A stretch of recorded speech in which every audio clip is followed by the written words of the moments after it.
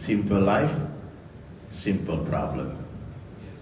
Ya, ada kawan HP-nya cuma HP Nokia 300.000. Dia orang kaya tapi HP sederhana. Hidup sederhana. Satu orang punya HP iPhone 14 Pro Max itu harganya sekarang ada yang 35 juta. Sama kayak motor NMAX harganya. Handphone. Itu handphone yang lipat-lipat tuh. Saya banyak kali yang punya handphone itu tadi situ. Fold Galaxy itu 32 juta, 35 juta harganya. Kalau sekarang yang 20 juta. Lalu dua orang, satu orang punya handphone 300.000, satu orang punya handphone 30 juta. Lalu dua-duanya soleh nih, dua-duanya ikut itikaf di masjid. Sampai di masjid dia bilang sama Ustaz, Ustaz boleh kami cas handphone Ustaz? Karena masjid banyak yang nggak bisa cas handphone Pak. Kayak tadi kami mau cas handphone di masjid ini kan di blok sama dia nggak boleh cas handphone. Maka minta izin, boleh saya cas handphone? Harus minta izin Pak kalau di masjid, karena ini listriknya wakaf ini. Kata imam masjid, silakan Ustaz cas handphone. Kenapa? Kami mau itikaf, nanti jam 2 mau bangun. Habis isya mereka mau tidur nih. Satu orang punya handphone 300.000 ngecas handphonenya. Satu orang punya handphone 30 juta juga ngecas handphone di sampingnya. Saya mau tanya, kira-kira yang bisa tidur siapa?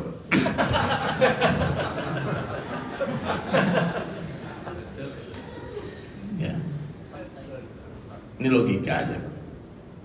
Satu orang punya mobil mewah, mohon maaf, dia punya mobil mewah, punya Alphard. Cek, selidik ternyata itu mobil belum di cash Pak. Dia kredit Pak. Ya. Kreditnya riba lagi Pak. Leasingnya riba lagi. Berarti tiap tanggal 1 harus bayar cicilan nih 35 juta atau 50 juta. Alphard itu mahal kayak 1 miliar lebih Pak. Datanglah mobil mewahnya ke rumahnya. Tetangga miskin. Dia lihat mobilnya, bagus mobilnya Bang ya. Bagus kan mobil Abang. 1M, 1,2M nih.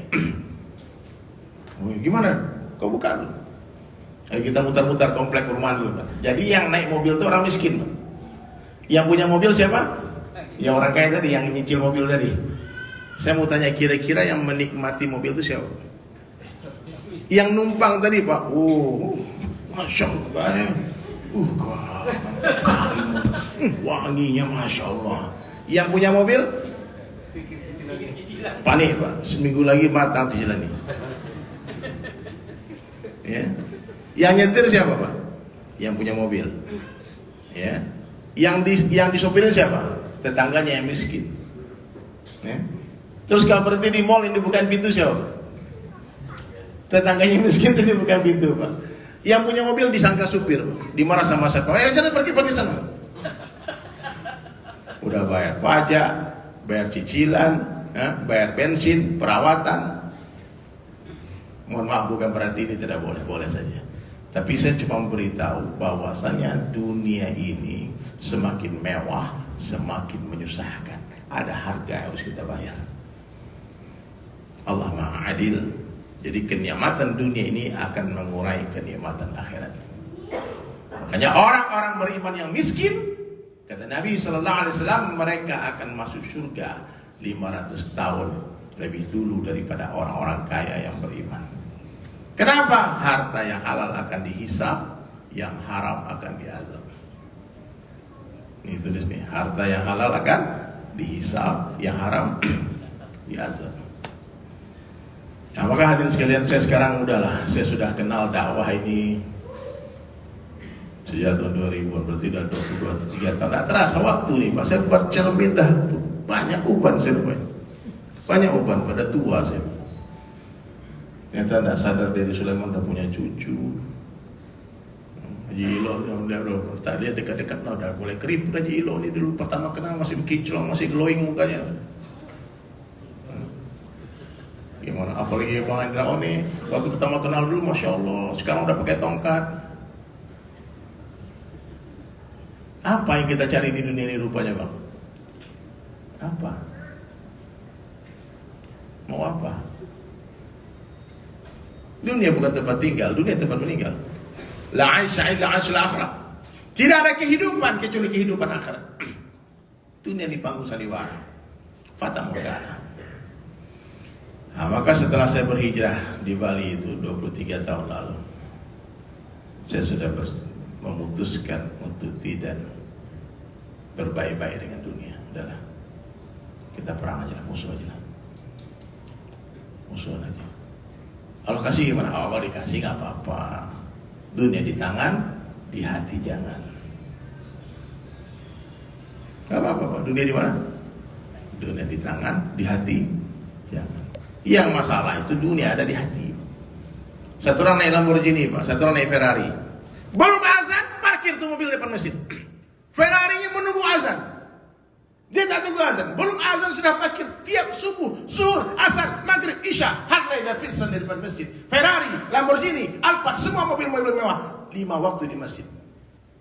Satu orang gembel, Pak, jalan kaki, Pak. Azan dia mancing ikan ke sungai, Pak. Siapa yang pecinta dunia rupanya? Mohon maaf, Pak, saya bukan mengatakan orang kaya itu tidak baik, bukan begitu.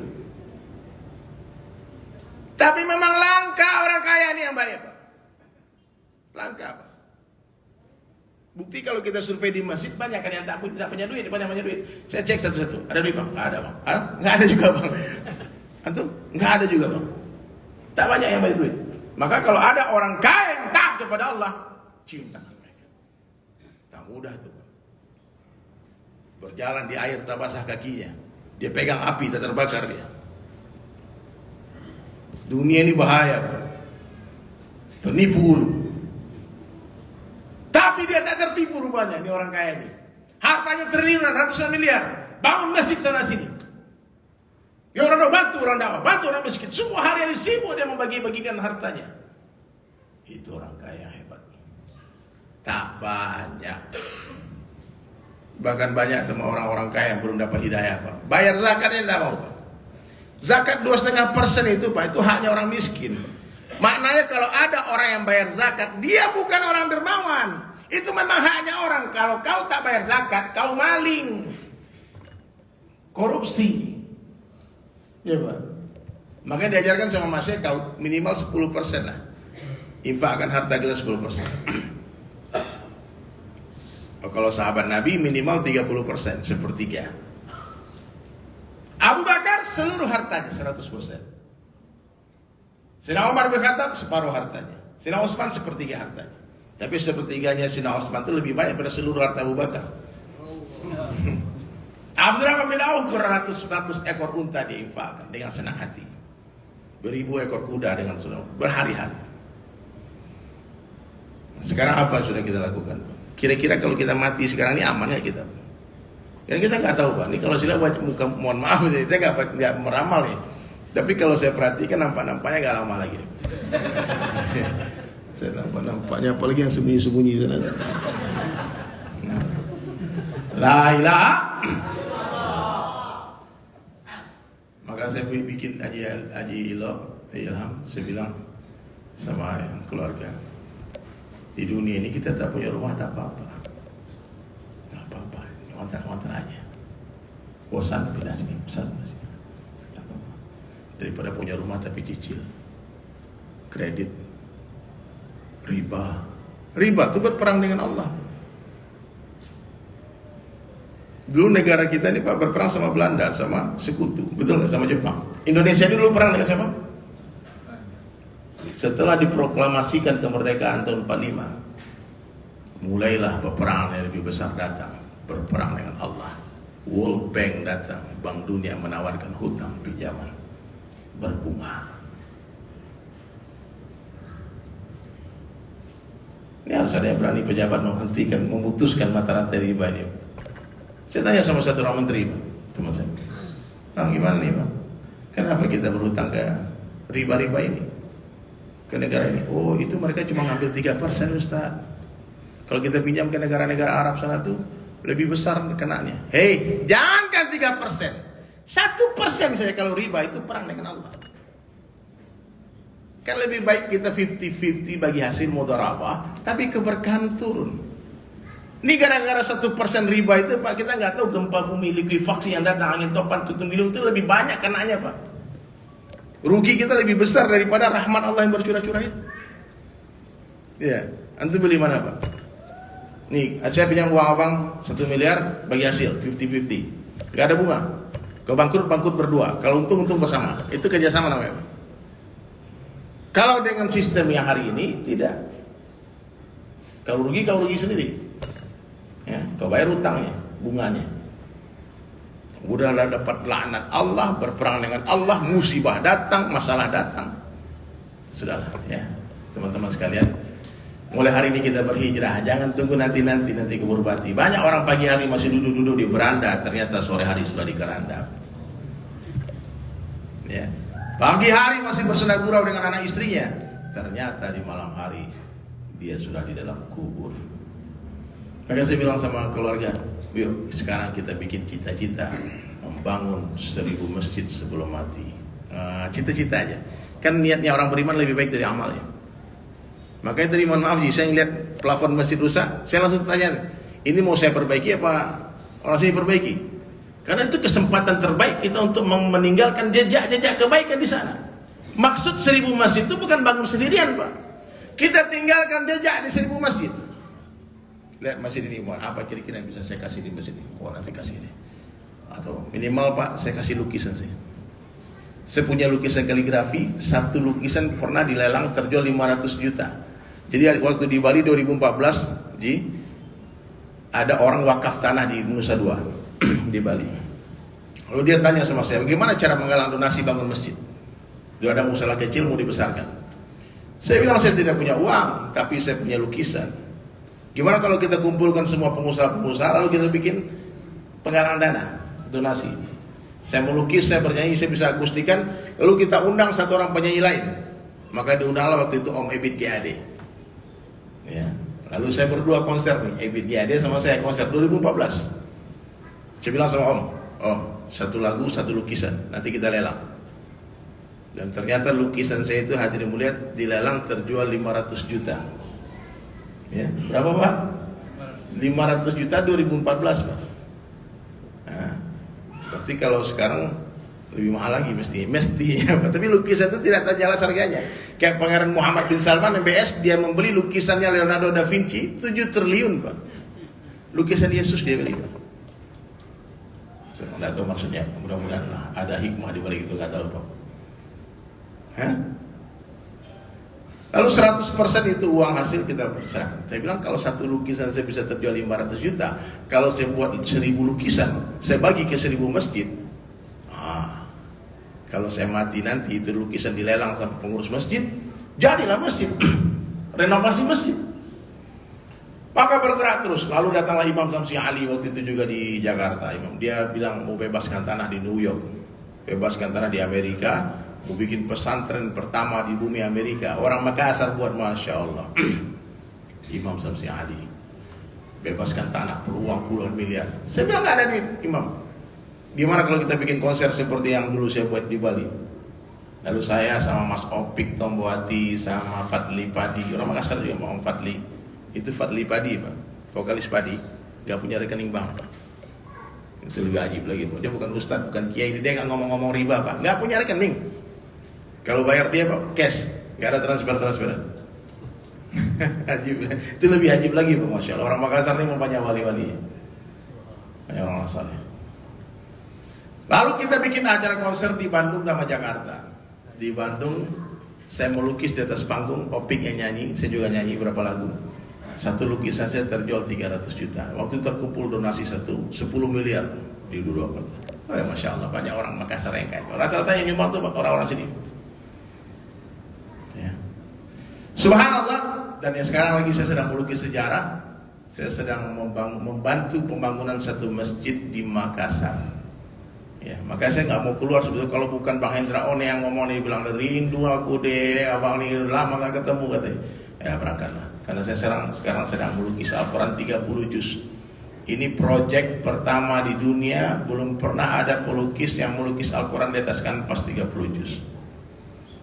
Nah, jadi saya sholat di masjid itu, saya dalam perjalanan menuju Sumatera Barat, mampir di Palembang. Saya bukan orang Palembang. Saya merantau di Bali, di Jakarta, asli Minang.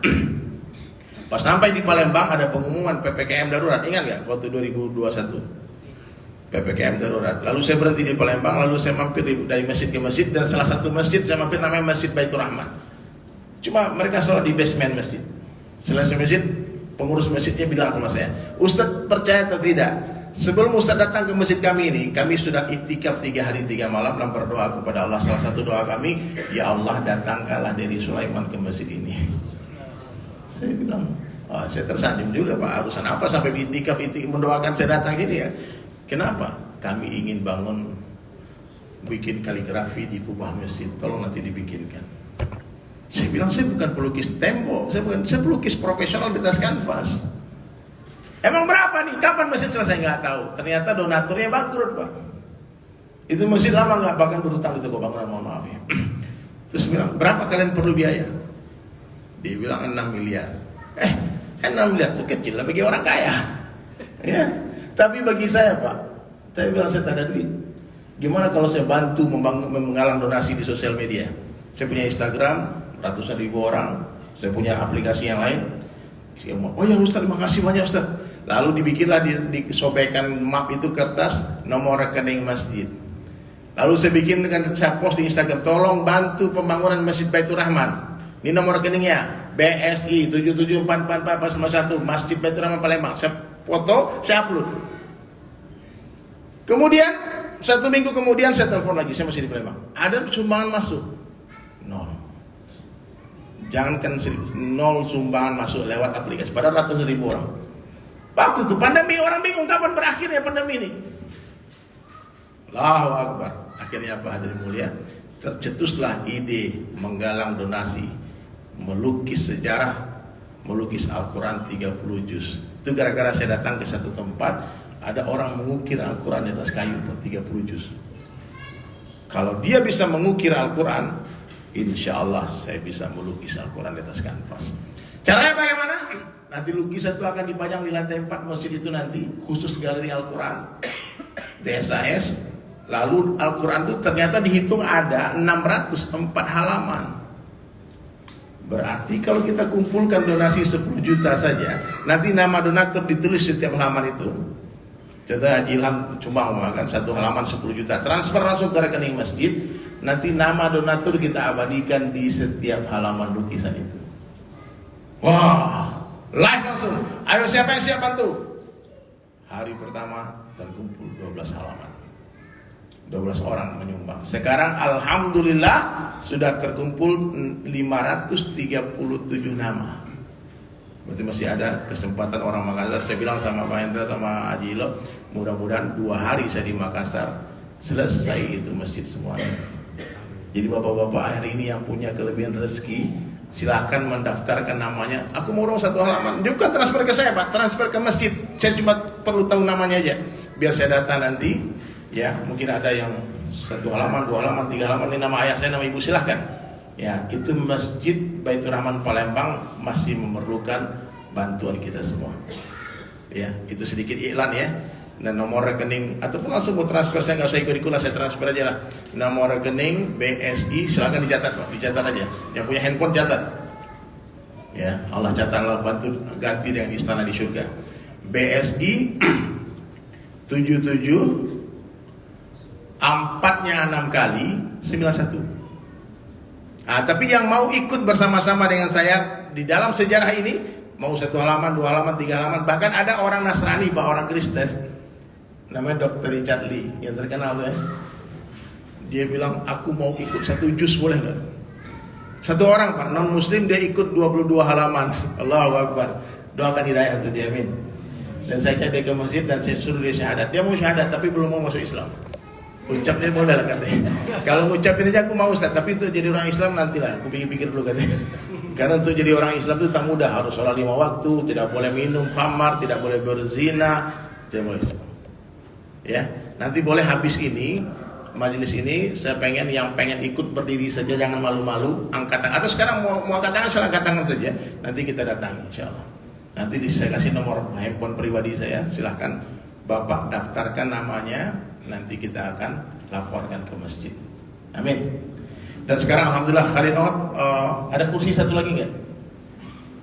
Subhanallah. Saya takjub melihat orang ini, Pak. My brother, can you sit next to me please?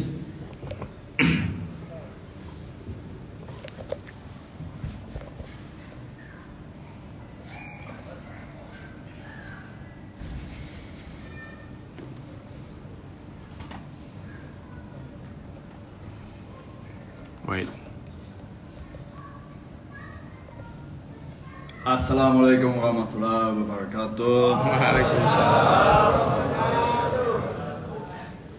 Allah kuasa, makhlukta kuasa, dunia sementara, akhirat selama-lamanya. Allahu Akbar. La ilaha Illallah.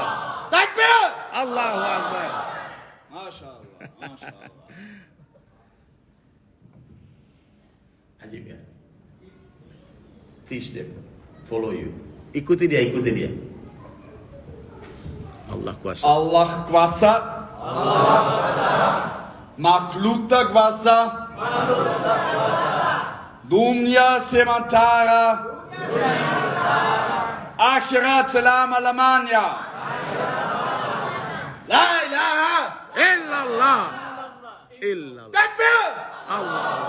Masya Allah, Masya Allah. Oke. Inilah Khalid Osman.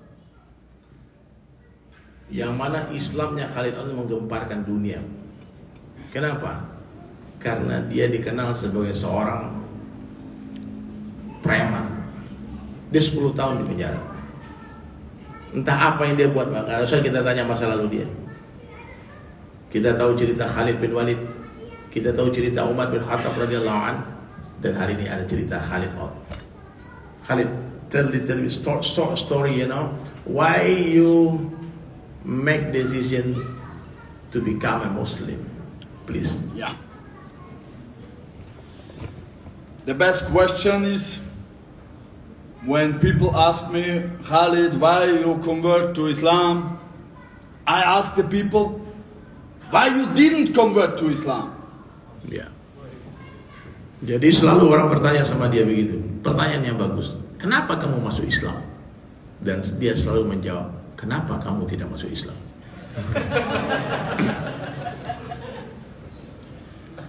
Islam bring peace in my heart. Allahu Akbar. Islam membawa kedamaian di dalam hatinya.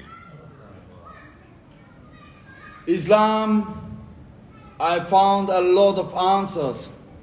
Di dalam Islam aku menemukan begitu banyak jawaban. Mana mic satu lagi? Yo, continue. And I got the feeling Bismillah.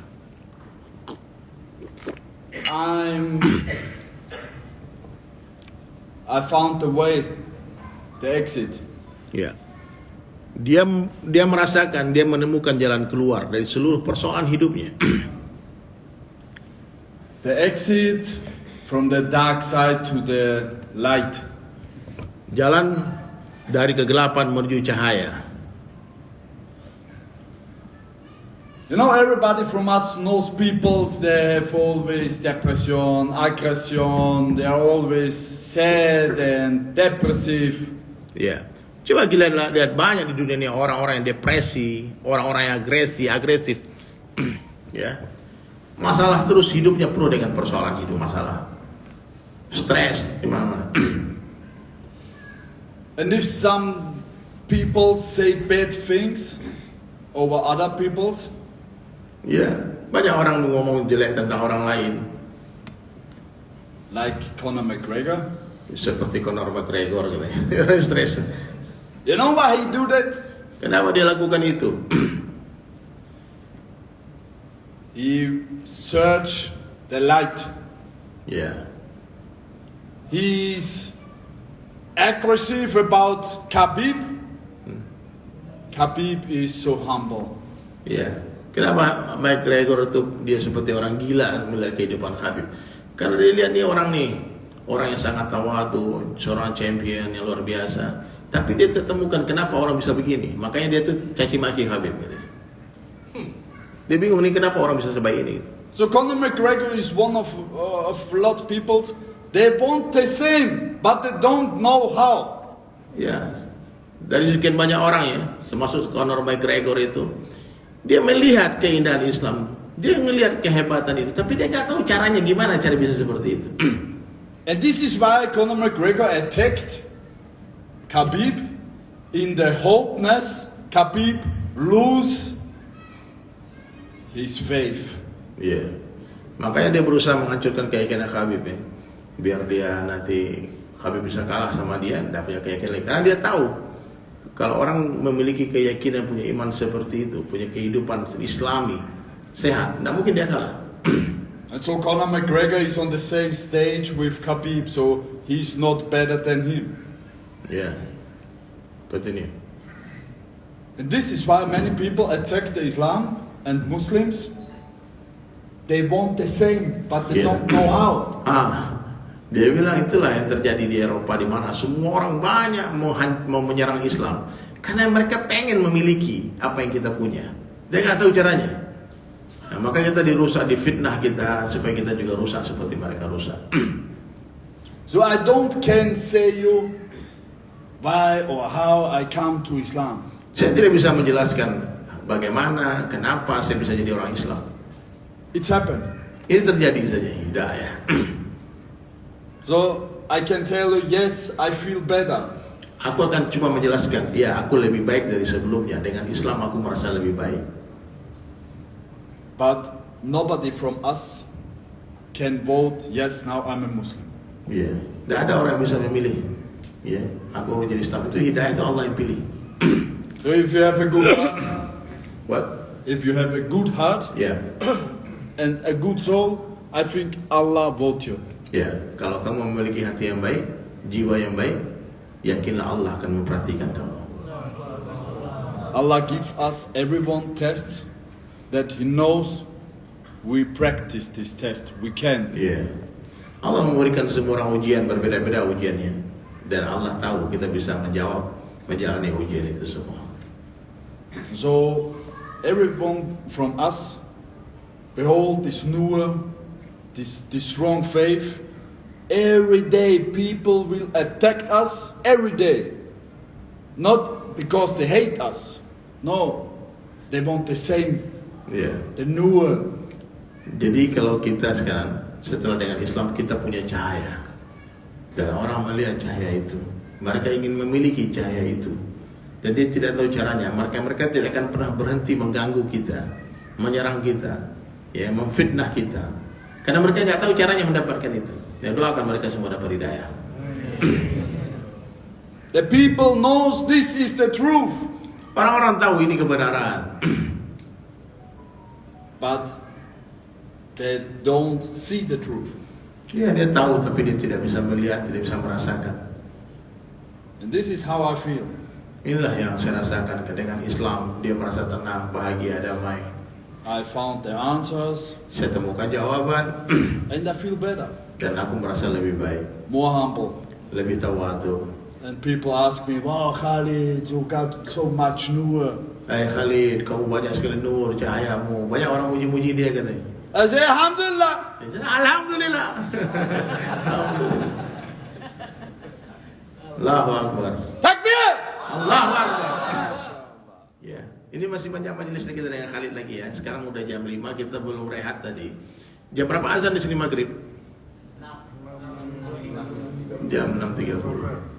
Baik, saya bisa minta tolong nggak? Di mobil tadi itu saya ada bawa lukisan. Saya pengen melelang satu lukisan saya untuk masjid. Ada yang mau? Siapa yang beruntung? Ada yang beruntung dengan lukisan. Tolong ambil bang, satu aja bawa bang, satu aja. Masya Allah, Bang Sukardi, orang baik, Masya Allah. Jadi lukisan saya ini tak banyak bang. Jadi kalau siapa yang beruntung di sini, nanti transfer bukan ke saya, transfernya ke masjid. Ya, berapapun hasil lelang itu terjual, nanti transfer ke masjid. Laku 1 juta, transfer 1 juta. Laku 10 juta, transfer 10 juta. Laku 100 juta, transfer ke masjid semua. Ya, mudah-mudahan masjid itu cepat selesai. Amin. Ingat, siapa yang membangun masjid di dunia meskipun sebesar sarang burung, Allah akan bangunkan untuk dia istana di syurga. You know the hadith? If somebody build masjid, even the smallest the bird cage, you know, Allah will build the kingdom, palace in heaven. Maksudnya sarang burung itu sebesar apa Pak? Sebesar batu bata. Antum nggak punya duit 1 miliar, nggak punya duit 10 juta, punya duit 10.000, belikan satu batu bata, taruh di dinding masjid, Allah ganti dengan istana di surga. Allahu Akbar.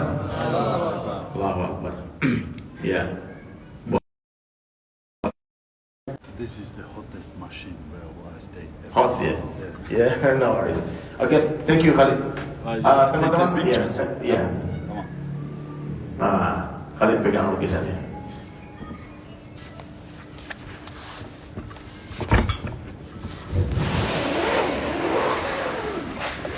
Iya, ini Ar-Rahim. Sode. Yes. Iya. There's two. Iya. Coba pegang 1, 2. Give me, take one. Bring one.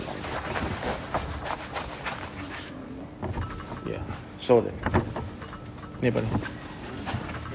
Nah itu. Like this. Okay, wait. Itu Ar-Rahim. Ini. Oke, sit down Khalid. Let brother. Oke, Bapak-bapak, saya mau buka lelang lukisan ini untuk bantu pembangunan Masjid Baitur Rahmah Palembang dengan angka 10 juta. Yang ada siap angkat tangan. Boleh memiliki lukisan ini. Bismillah. Tafadhol. Ya. Kemarin, alhamdulillah kemarin itu terjual waktu kita melelang lukisan di Jogja berdua dengan Ustaz Abdul Somad terjual 210 juta. Alhamdulillah. Takbir. Nah, ini siapa boleh? Silakan. Ada yang mau? Takbir dapat 10 juta. Dibuka 10 juta. Oke, siapa nama Bang? Adit, Bang Adit ya. Ada yang di atas 10 juta? Boleh. Maaf.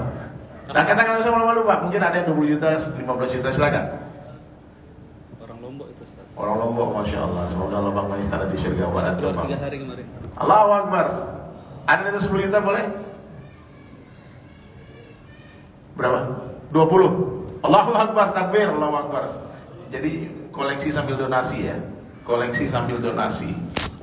Allahu Akbar, salam dari Aceh.